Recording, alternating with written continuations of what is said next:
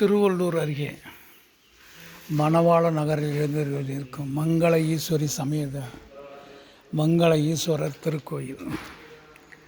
சமீபத்தில் தான் இக்கோயில் குடமுழுக்கு நடைபெற்றுள்ளது.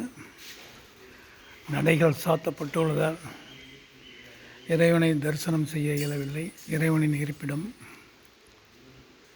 இறைவியின் இருப்பிடம்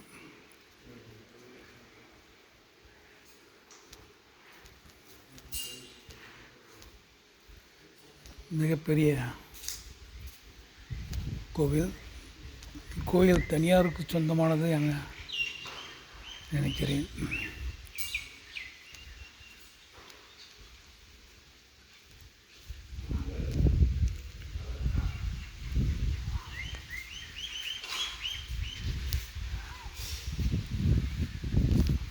இறைவனின்